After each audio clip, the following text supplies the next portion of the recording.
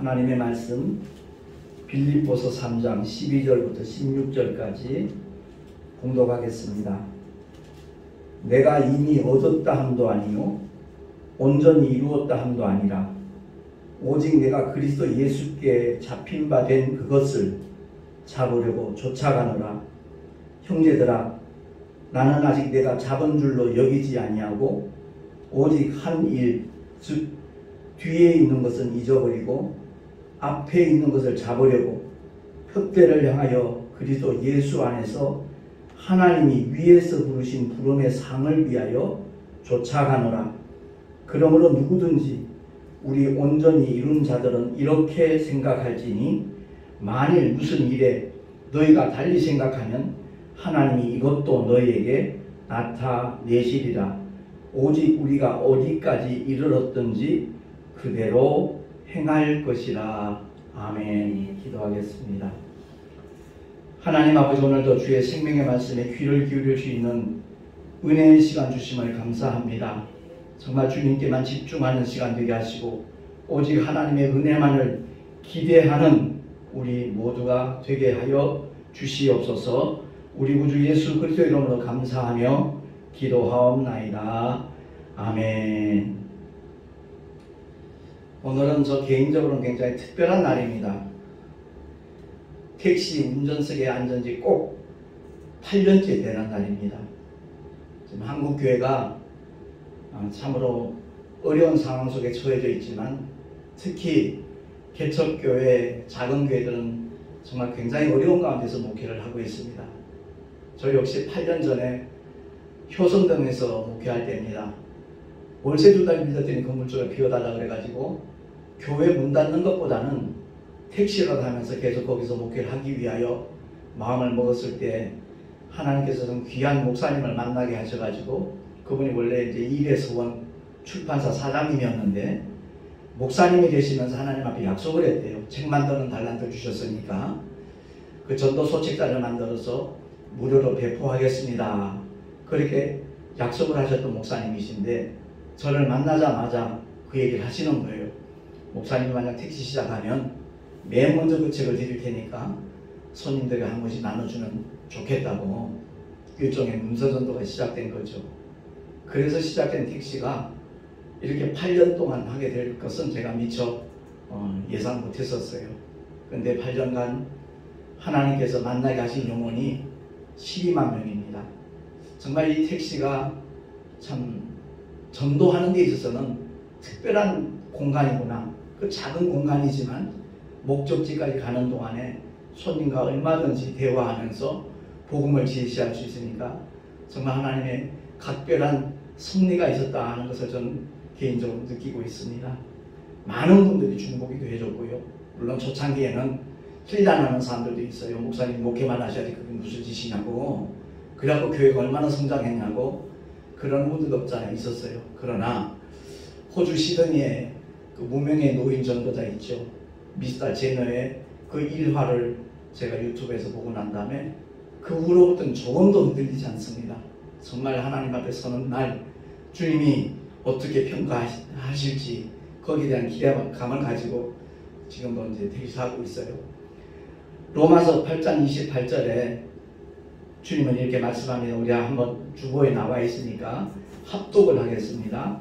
시작. 우리가 알거니와 하나님을 사랑하는 자 곧 그 뜻대로 부르심을 입은 자들에게는 모든 것이 합력하여 선을 이루느니라. 아멘. 시편 119편 71절 같이 읽겠습니다. 시작. 고난 당한 것이 내게 유익이라. 이로 인하여 내가 주의 율례를 배우게 되었나이다. 아멘. 제가 택시 전도를 시작하기 전에 26년 동안 목회도 저 열심히 했습니다. 그런데 그런 어려움을 겪고 난 다음에 택시 안에서 경험한 하나님의 사랑 은혜는 이루 말할 수 없는 풍성한 은혜였고 지속적인 축복이었다는 것을 제가 이 순간에 다시 한번 고백을 합니다. 얼마나 감사한지 몰라요. 그 목사님 그 책자 주셨기 때문에 8년 전 오늘 택시 운전대에 붙잡고서 운전석에 앉아서 타는 손님들에게 책자를 한 권씩 이렇게 선물로 나눠줬어요. 그게 벌써 8년 동안 7만 명에게 나눠줬습니다. 그 7만 명에게 나눠준 그 책자, 제겐 너무너무 정말 감사한 그야말로 매개체였어요. 그것이 없었다면 아직도 아마 기도하고 있었을 거예요. 하나님 인도해달라고.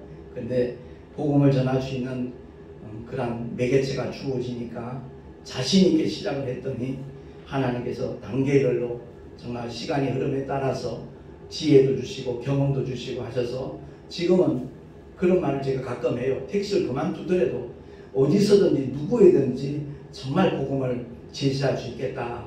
그런 노하우가 쌓여지니까. 그리고 4년 전에 이제 목사님들 14명에서 터키에 단기 선교 갔을 때도 같이 동행했던 목사님들이 그런 얘기를 해요. 아니 목사님 터키 사람도 아닌데 어떻게 그렇게 자연스럽게 다가가서 복음을 제시하는지 이해가 안 된대요. 그래서 그때까지 제가 한 4년 이상 5년 정도 이렇게 택시 전도를 한 시점이기 때문에 그게 아마 내게 몸에 배인 모양이라고. 그리고 하나님께서 지혜를 주시니까요 얼마든지 어디서든지 방법은 있더라고요. 우리가 목표와 목적이 뚜렷하면 정말 방법과 그 수단은요 날카로워지게 되어 있더라고요.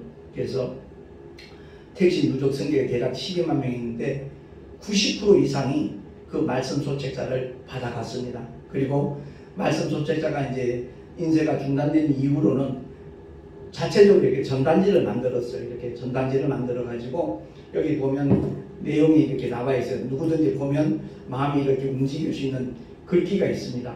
주님은 길을 잃고 방황하는 당신을 기다리십니다. 그리고 이제 얼굴은 보이지 아니하지만 선한 목자의 품에 안겨져 있는 어린 양 그림이 있습니다. 이 그림을 보면서 이제 선한 목자이신 예수님의 품에 꼭 안겨보세요. 참된 기쁨과 평안이 가득하고 영원한 생명과 사랑의 천국을 당신도 얻게 될 것입니다. 이 글귀를 듣고 난 다음에 맨 밑에는 십자가와 함께 마태복음 11장 28절 말씀을 넣어놨어요. 수고하고 무거운 짐진 자들아 다 내게로 오라. 내가 너희를 쉬게 하리라.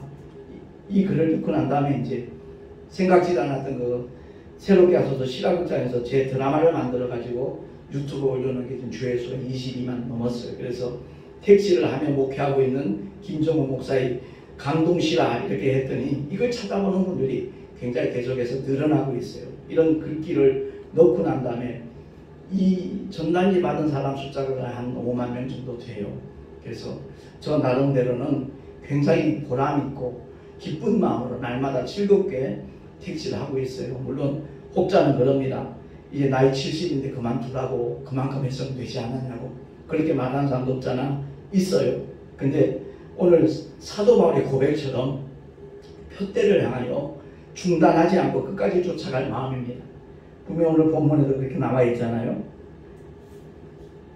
형제들아 나는 아직 내가 잡은 줄로 여기지 아니하고 오직 한 일, 즉 뒤에 있는 것은 잊어버리고 앞에 있는 것을 잡으려고 표대를 향하여 그리스도 예수 안에서 하나님이 위에서 부르신 부름의 상을 위하여 쫓아가노라 라고 자기의 마음을 그대로 표현하고 난 다음에 15절에 그렇게 말합니다.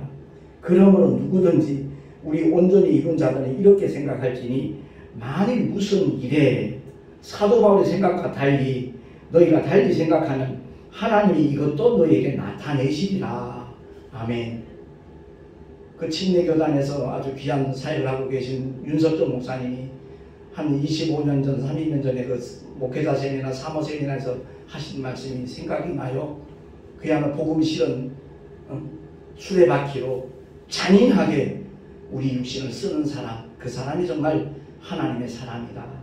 그런 사람들을 하나님은 찾고 계신다 라고 하신 말씀이 지금도 생생해요. 그렇습니다. 아무리 젊어 보여도 나이는 못 속이겠더라고요.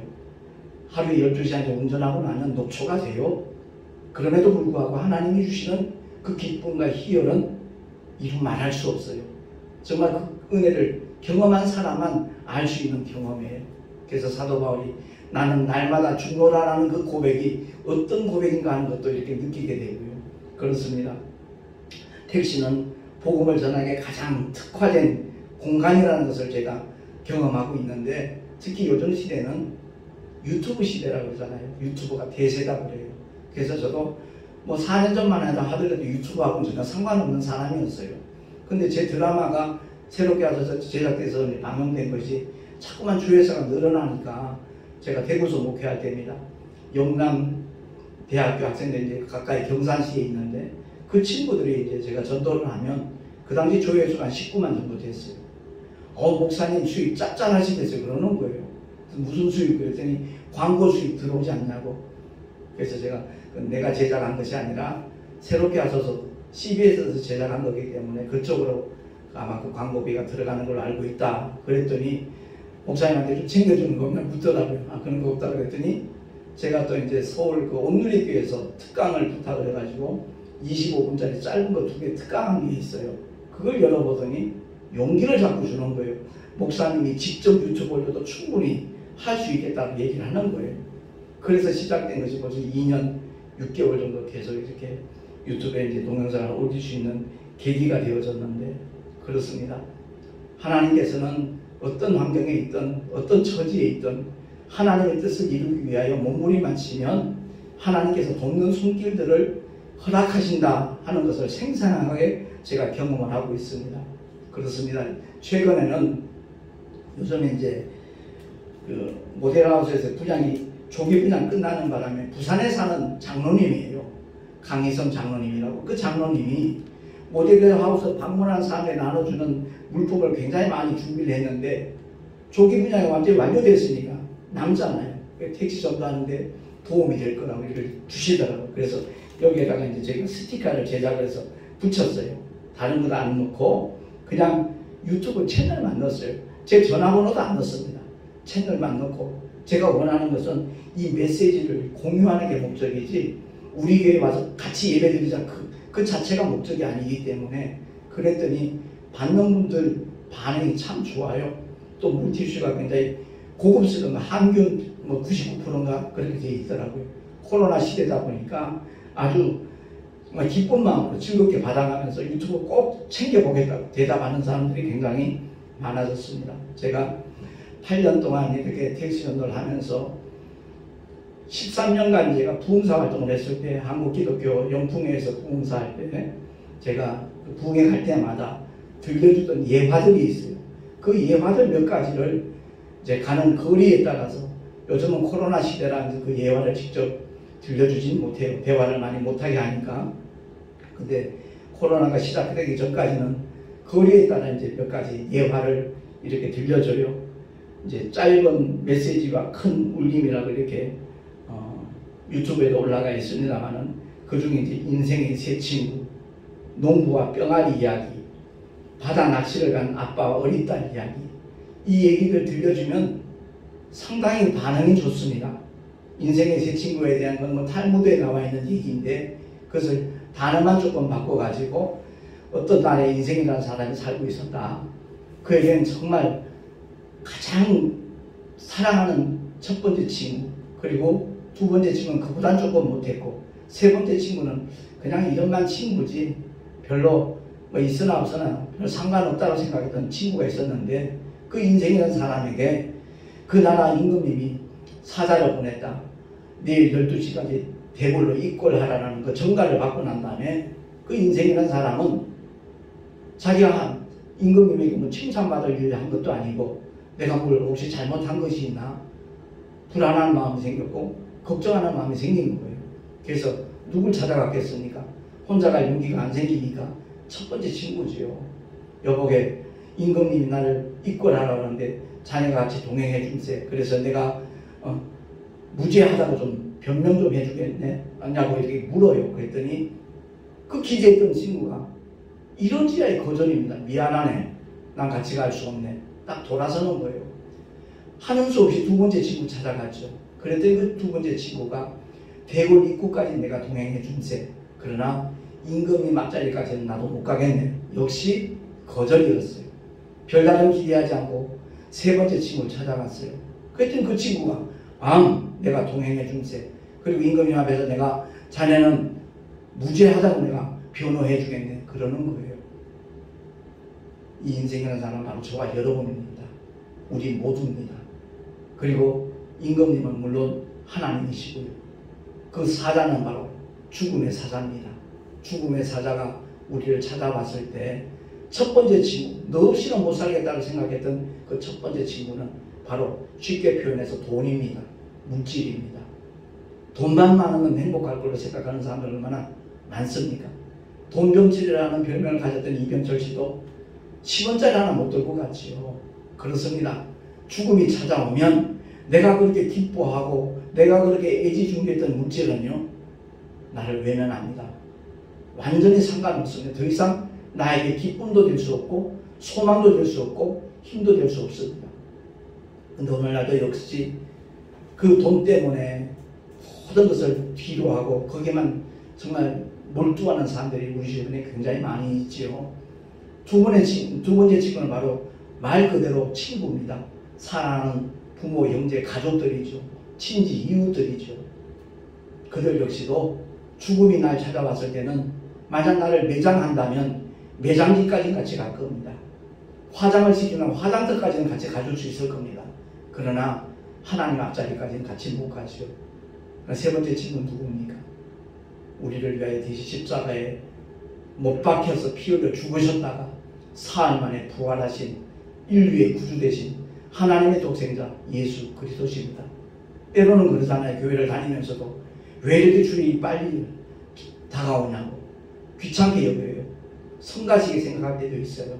근데 죽음의 요단강물 앞에서 주여 나를 도와주세요. 나를 불쌍히 여겨주세요. 고백하는 그 순간 주님은 아무렴 내가 너를 위해서 십자가에서 너 대신 피 흘려 죽지 않았냐. 인류의 모든 죄를 내가 처리하지 않았냐. 그러시면서 저와 여러분을 변호하고 저 천국까지 정말 평안하게 입성할 수 있도록 도우시는 분이 우리의 주님 예수 그리스도신 줄로 믿습니다. 짧은 시간에 다 이 모든 예화를 들려줄 수 없지만 유튜브에 짧은 메시지와 큰 울림 이렇게 치면 그 여러 가지 예화들이 소개되고 있습니다. 근데 가장 관심 깊게 듣는 얘기는 다름이 아니라 바로 김포공항에서 탔던 손님 얘기입니다. 제가 그 당시에는 애니타임이라는 사탕을 하나씩 먼저 줬어요. 그랬더니 그걸 받자마자 감동입니다. 내가 그렇게 택시를 많이 타고 다니지만 이런 경우는 처음입니다. 그러는 거예요. 그래서 더 좋은 선물 하나 드릴게요. 그랬더니 뭡니까? 이러는 거예요. 그래서 그 전도서 책자 김한선 목사님이 제공해 주신 그 전도서 책자를 하나 이렇게 건네줬더니 목소리 톤이 확 바뀌는 거예요. 됐습니다. 빨리 가죽이나 하세요. 그러는 거예요. 그래서 내가 그 책자를 받아 들고 이제 목적지를 이렇게 내비게이션에 입력을 하고 출발했더니 자기가 생각해도 사탕 줬을 때, 책 줬을 때 너무 상받는 반응을 보인 게 미안했던지 묻지도 않은 얘기를 하는 거예요.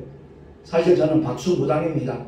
30년 동안 작두를 타왔고 어제도 제주도 내려가서 작두 한 번 타고 복채 2천만 원 벌어갖고 오는 길이라고 자랑삼아 얘기를 해요. 그래서 인생에 후회 없으세요? 전혀 없대요. 잘 먹고 잘 삽니다 이러더라고요. 그래서 죽은 다음에도 후회 없을 것 같으세요? 그랬더니 예? 거기까지 생각 안 해봤고 생각해보고 싶지도 않대요. 그러게 제가 질문을 던졌죠. 인종 지켜본 적 있습니까? 그랬더니 너무너무 많이 봤대요. 왜냐하면 유명한 박수 무당이니까 죽기 전에 막 이상한 소리하고 발작하고 막 그러니까 그거 좀 무마시켜달라고 진정시켜달라고 많이 불려다녔다는 거예요. 그러기에 제가 혹시 그들이 숨이 끊어지기 직전에 한 말 생각나는 거 있잖아요. 있죠. 그러더라고요. 뭡니까? 그랬더니 네 고모가 나 데리러 왔는데 네 할아버지가 나 데리러 왔는데 그 옆에 시커먼 것들이 같이 다 따라와 있다. 무섭다. 안 갈란다. 가장 많이 들은 얘기래요. 그래서 그 얘기할 때 유가족들 반응이 어떻던가요?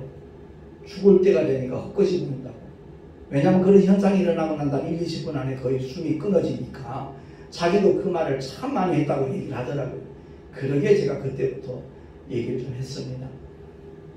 사람들은 헛것이 보인다 얘기하지만 사실은 그제서야 진짜가 보이는 겁니다. 살다가 죽으면 그만이지 천국이 어디고 지옥이 어디냐고 큰소리 뻥뻥 치던 사람들도 마지막 순간에는 자기가 어디로 끌려가는지 압니다. 그래서 거기 안 따라가려고 안간히 썩어 버티다가 숨이 딱 멎어버리면 팔다리가 완전히 나무 토막이 된답니다. 장의사들 얘기입니다. 그래서 장의사들이 교회 장례식을 반기는 이유가 다른 것 없이 수의를 입히는 게 너무 편하다는 거예요. 자는 사람 옷 입히듯이 팔다리 다 끼울 수가 있는데 이상하게 안 믿는 사람들은 나무 토막처럼 굳어오니까 손목, 발목, 어깨 관절 다 꺾어서 부드럽게 풀어놔야 되고 발목, 무릎 관절까지 꺾어 풀려면 보통 20-30분 정도 작업을 해야 되는데 별도의 수고비를 청구할 수 있는 대목이 아니다 보니까 자기들도 모르게 교회 장례식 그러면 반긴다고 한다 그럴 때 무릎을 탁 치면서 이제서야 궁금증이 풀렸다는 거예요. 그래서 똑같은 사람 몸인데 왜 다른지 아느냐? 그때 물은다 그러더라고요. 바로 가는 길이 다르기 때문에 그렇다. 나도 언젠가 죽을 거다. 근데 예수 믿는 사람들이 죽으면 그 죽음이 천국문 열리는 시간이다. 자기 집 들어가면서 현관문 열고 들어갈 때 두려워하는 사람 아무도 없다. 편안하게 현관문을 열고 자기 집에 들어간다. 마찬가지로 예수 믿는 사람은 바로 죽음이 천국 들어가는 현관문 여는 시간이기 때문에 편안하게 기쁨으로 기대하고 소망이 넘쳐서 죽음을 맞이한다. 우리의 몸이 경직될 이유가 전혀 없다. 편안하다. 근데 똑같은 사람이지만 믿지 않는 사람들, 하나님의 사랑을 끝까지 거부하고 그 은혜를 받아들이지 않는 사람들은 그 죽음이 바로 지옥으로 떨어지는 맨홀 뚜껑 열리는 시간이다. 그 공포감은 당사자에 모른다. 그러다 보니까 거기에 안 끌려가려고 막 힘주어서 버티다가 숨이 다 끊어져 버리면 온몸이 경직된 상태에서 나무 토막처럼 되는 것이다. 그랬더니 그분 하는 말이 자기도 중학교 다닐 때까지는 교회를 다녔다는 거예요. 제가 그 말이 좀 충격을 받았어요. 근데 그 사람 고백이 여학생 꼬시려고 교회를 다닌 것이지 예배 드리려고 다닌 건 아니라고 얘기를 하더라고요. 그래서 하나님 사랑에 대해서 좀 들려줘도 되겠냐 했더니 들려달래요. 그래서 들려준 게 바로 농부와 병아리 이야기예요. 그 유튜브에 이제 들어가면 이제 보실 수 있는데 그 얘기를 다 듣고 난 다음에 목적지에 도착하니까 목사님 한 가지 부탁이 있습니다 그래요. 뭔데요? 그러니까 처음에 저 주시려고 했던 책, 그 책 저도 한 권만 주실 수 있냐고. 물론이죠. 그리고 그 책을 줬어요. 그게 국민일보에 기사로 소개되는 바람에 새롭게 와서 제작진에서 출연을 요청한 거예요. 그래서 기왕이면 내가 택시 전도할 수 있도록 책 주시는 목사님이 계시는데 그 목사님하고 같이 출연하면 어떻게 했냐고. 여기 전단지에 본 조끼 입은 목사님이에요. 이 당시 이제 김학중 목사님이 사회를 봤거든요. 그 탤런트 전 이름을 잊어먹었다. 그 두 사람에서 이렇게 진행할 때 이제 같이 출연을 했어요. 내가 택시 전도하죠. 책 주시는 목사님 같이 출연하면 어떻게 했냐고 했더니 그러면 더 의미가 있겠다. 그래가지고 이제 방송에 같이 나갔던 것이고요. 어쨌든 우리 모두가 꼭 기억해야 될 것이 있어요. 주변에 살다 죽으면 그만이지라는 그런 얘기하는 분들 참 많습니다. 천국과 지옥이 어디 있냐고, 너 가봤냐고 그렇게 얘기하는 사람 굉장히 많아요. 사실 저희 부친께서 그랬습니다. 제가 늘 복음을 전하면 천국과 지옥 봤어? 죽어봐야 알지. 늘 그러셨어요. 그래서 제가 예 아버지 그 말씀 맞아요. 죽어봐야 알아요. 그런데 죽었는데 천국과 지옥이 실존하더라. 그때는 이미 기회가 없는 겁니다. 돌이킬 수가 없는 겁니다. 그 말이 저희 아버님 마음에 좀 충격이 됐던 것 같아요. 돌아가시기 전 한 5개월 정도를 저희 부부가 모셨어요. 그렇게 완강하던 분이 제가 설교를 하든 제 아내가 설교를 하든 맨 앞자리에 앉아가지고 아멘 아멘 아멘 하시는 거예요. 상상도 못했던 일이 진행이 되더라고요. 참 하나님의 은혜를 정말 기대하고 우리가 기도하는 것에 대해서는 하나님께서 반드시 책임져 주는 줄로 믿으시기 바랍니다. 그래서 그 글을 일본에 여기다 넣은 거예요. 전단지에다가. 뭐 누구하고 상의해서 넣은 것도 아니고요. 내 경험 속에서 우리 아버지가 늘 하시던 말씀, 그런 생각을 믿지 않는 모든 사람들 다 공동적으로 이렇게 갖고 있는 생각이거든요. 그래서 그 글귀를 넣었는데 히브리서 9장 27절에 주보에 나와 있으니 우리 한번 합독합니다.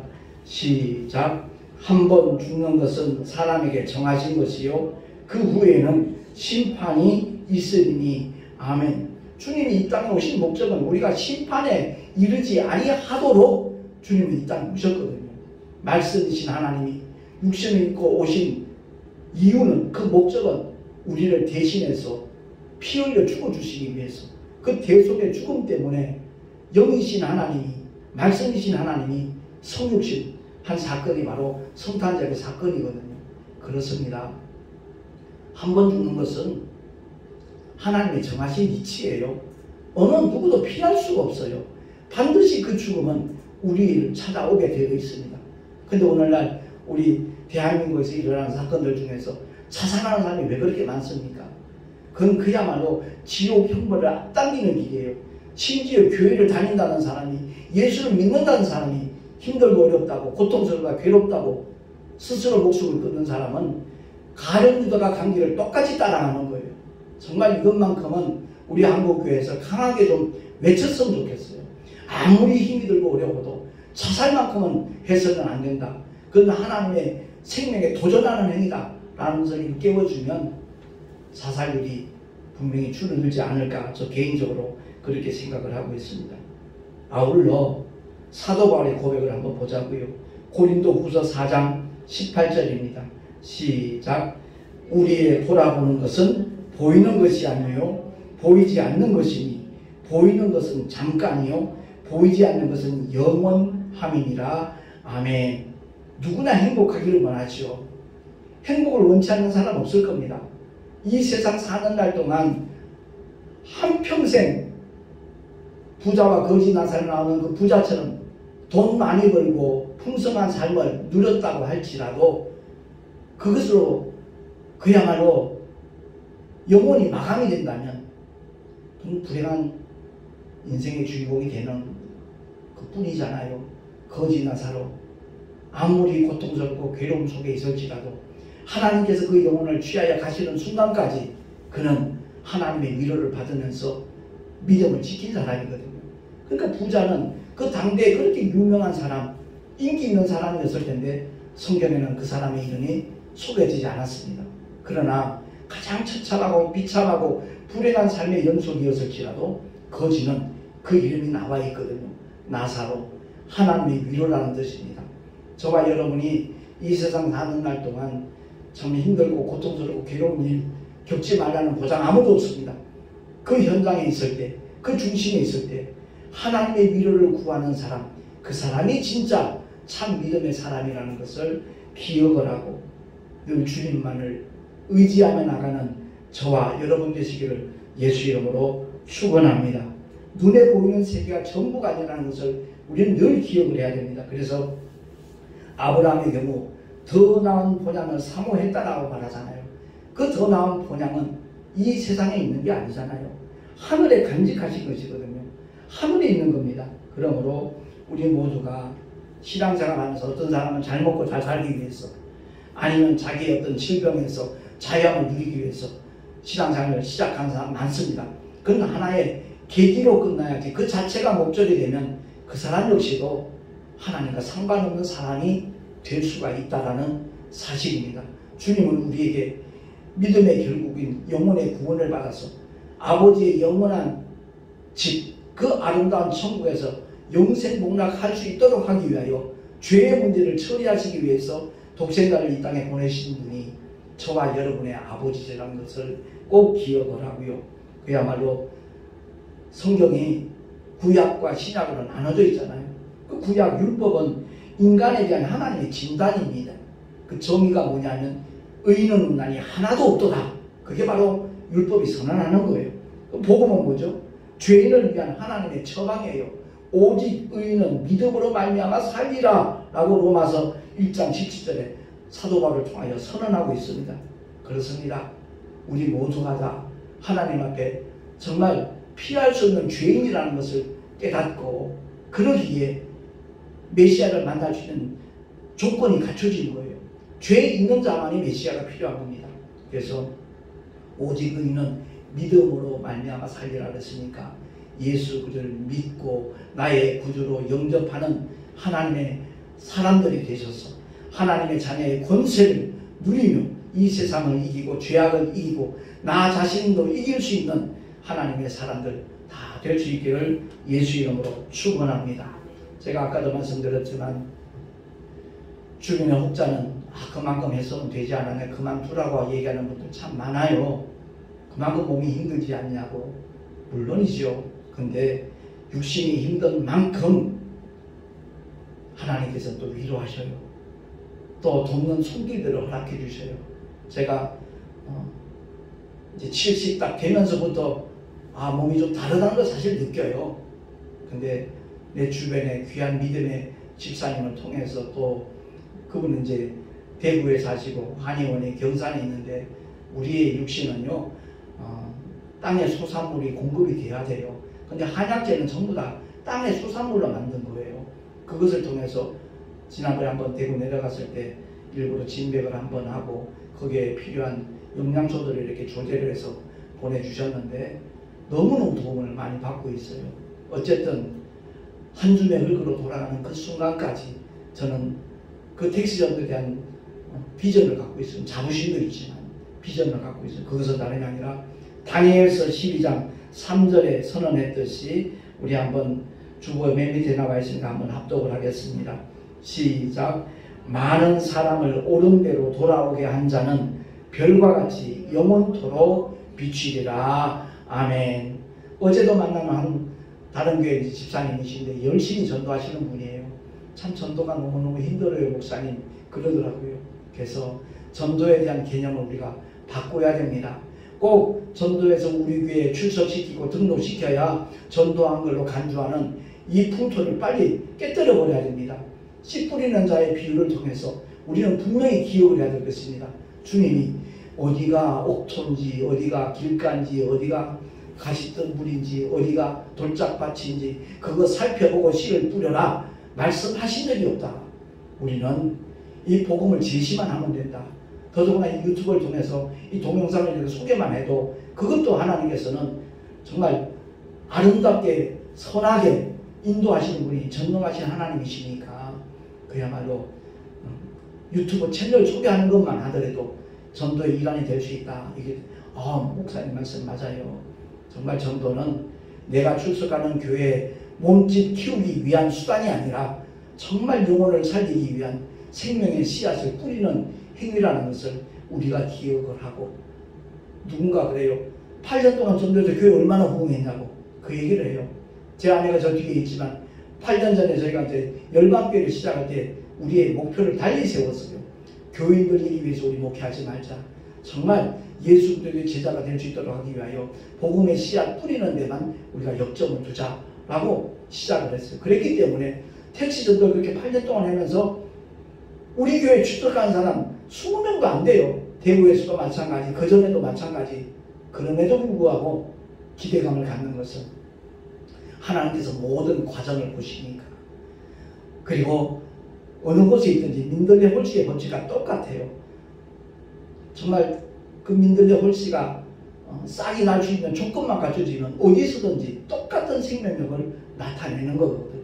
그래서 눈에 보이는 가시적인 현상 그것 때문에 흔들리는 자가 되지 말고 정말 주님 앞에서 묵묵하게 꾸준하게 변함없이 충성하는 자 하나님께서는 귀히 보시고 그날의 수고한 데 대한 아름다운 상급까지 허락하시는 분이 저와 여러분을 믿고 섬기고 사랑하는 우리의 하나님 아버지신 줄로 믿습니다. 우리 모두가 다 정말 전도는 특정한 사람들에게 맡기신 사명이 아니라 부활하신 주님이 모든 믿는 자들에게 위임하신 엄청난 사명이라는 것을 기억을 하고 그 길에 동참할 수 있는 앞장설 수 있는 우리 모두가 될 수 있기를 예수 이름으로 축원합니다. 기도하겠습니다. 하나님 아버지 오늘도 우리에게 허락하신 하나님의 생명의 말씀을 통하여 우리 스스로를 돌아봅니다. 오직 우리가 어디까지 이르렀든지 그대로 행할 것이라고 사도 바울이 고백했듯이 우리 모두가 다 지금 현재 만족하는 자가 아니라 정말 표대를 향하여 끊임없이 다름박질할 수 있는 하나님의 사람으로 죽도록 충성하는 주님의 일꾼들 되게 하여 주시옵소서. 우리 구주 예수 그리스도 이름으로 감사하며 기도하옵나이다. 아멘. 교회 소식 주부를 참고하시기 바랍니다. 제가 2주 전에 우리 같은 교단 노회에 계신 목사님이 전화를 주셔서 오늘 직분자 헌신 예배를 하는데 좀 말씀 전해 주시냐고 그러기에 아유 고맙습니다. 더더구나 제가 택시를 딱 8년째 되는 날인데 하나님께서 또 의미 있게 이렇게 주의 말씀을 전할 수 있는 기회 주셔서 고맙다고 이제 인사를 표했지요. 오늘 1시 30분이라고 연락이 왔더라고요. 인천 시용교회 그 조용만 목사님 시무하시는 교회에서 또 말씀을 전하는 데 위해서 중보기도 해주시면 참으로 고맙겠습니다. 자, 이제 드린 예물 위해 잠시 기도하고 축도로 예배를 마치도록 하겠습니다. 하나님 아버지 주님을 예배하면서 여러 가지 모양으로 감사임을 드렸습니다. 11조와 헌물들을 드렸습니다. 택시 정도에 동참하는 손길들도 있습니다. 하나님 아버지 일일이 기억하여 주시고 그들의 삶의 자리에 주님이 함께 하시는 믿음의 증거들이 기사와 이적으로 또한 축복으로 나타나게 하여 주시옵소서. 이 예물이 쓰여지는 곳곳마다 하나님의 영광이 나타나게 하시고 주님의 거룩하신 영원한 생명이 나눠지는 은혜 위에 은혜까지 주님 허락하여 주시옵소서. 우리 구주 예수 그리스도 이름으로 감사하며 간절히 축복하며 기도하옵나이다. 아멘. 이제는 우리 구주 예수 그리스도의 크신 은혜와 하나님 아버지의 끝없는 영원하신 사랑하심과 보혜사 성령 하나님의 내주교통 인도하심과 축복하심이 정말로 주님이 맡겨주신 사명이 바로 전도의 사명이라는 것을 기억하고 그 대역에 동참하리라 결단한 하나님의 사람들 머리 위에 그 가정과 자녀들과 또한 그 삶의 터전과 주께서 피로 값주고서신 주님의 모든 교회들 위에 지금으로부터 영원토록 함께 있을지어다. 아멘.